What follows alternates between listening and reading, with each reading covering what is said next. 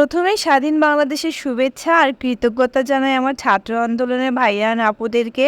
Hello everyone, আসসালামু আলাইকুম। কি অবস্থা সবার? আন্দোলনের সময় কার কিভাবে দিন কাটছে বলেন তো? আমাদের তো আলহামদুলিল্লাহ ভালোই দিন কাটছে। সেই সময় আমার জামাইয়ের অফিস অফ ছিল। হঠাৎ করে মাথায় আসলো আজকে রাতে গরু মাংস দিয়ে খিচুড়ি খায়, আর খিচুড়ির কথা শুনলে আমার জামাই বলবে ভাতের চাল দিয়ে খিচুড়ি খাবে। পার্সোনালি আমারও ভাতের চাল দিয়ে খিচুড়ি খেতে অনেক ভালো লাগে। এখানে আমি নতুন চালটাই নিয়েছি, আর এর পাশাপাশি আমি ডিমও একটা সিদ্ধ করে নিয়েছিলাম আমার মেয়েকে খাওয়ানোর জন্য। আমার মনে হয় খিচুড়িতে একটু বেশি ডাল দিলে খিচুড়িটা খেতে বেশ মজার হয়। আর এখানে আমি পেঁয়াজ মরিচ সব কিছু দিয়ে দিছি, আর সঙ্গে কিন্তু এখানে রান্না করা আগে থেকে গরুর মাংসটাও দিয়ে দিব। দিলে অল্প একটুই দেখা যাচ্ছে, তাই না? আসলে আমি অল্প একটুই রান্না করব, এই জন্য অল্প পরিমাণে নিয়েছি। আমরা মানুষ দুইজন, খুব বেশি একটা লাগে না। আর এই খিচুড়িতে আমি কিন্তু সরিষার তেল দিয়ে রান্না করব। আমরা যেহেতু সরিষার তেলই খাই, তাই সব রান্নাতে আমি সরিষার তেলই ইউজ করি। আর সবশেষে পানি দিয়ে ভালোভাবে মাখাই নিয়ে আমি চুলাতে উঠিয়ে দিব। এখন সিদ্ধ ডিমটা আমার মেয়েকে খাওয়াবো, আর এসে দেখি তারা বাবা মেয়ে খেলছিল। বিশ্বাস করেন, আমার মেয়েকে যখন হাসি খুশি হয়ে খেলতে দেখি, তখন আমার ভিতরে অন্যরকম একটা প্রশান্তি কাজ করে।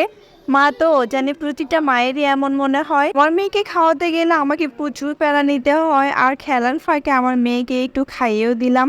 বাট খেলার মাঝে সে সাদা অংশের সঙ্গে কুসুমটাও খেয়ে ফেলছে। আমার মেয়ে কুসুম অংশটা খেতে চায় না, তাই তাকে অন্যভাবে খাওয়াতে হয়। পরের বার সে বুঝতে পারছে যে কুসুমের সঙ্গে, মানে সাদা অংশের সঙ্গে, সে কুসুমটাও খেয়ে ফেলছে। খেয়ে শুধু এখন সাদা অংশটাই খাবে, আর কুসুমটা একটু শুকনা, তাই খেতে গেলে গলায় বেঁধে যায়।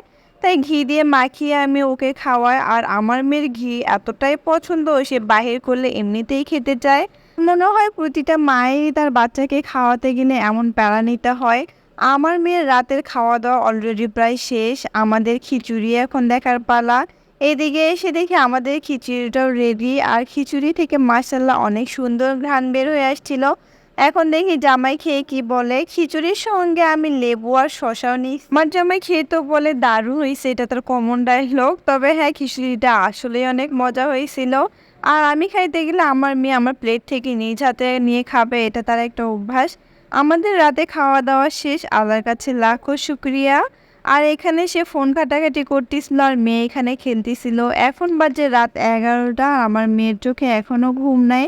প্রতিদিন প্রায় আমাদের রাত 12টা বাজে ঘুমাইতে ঘুমাইতে। আজকে ভিডিওটা এই পর্যন্তই। সবাই ভালো থাকবেন, সুস্থ থাকবেন, আর আমার ভিডিওটা ভালো লাগলে বেশি বেশি শেয়ার করে দিবেন। আল্লাহ হাফেজ।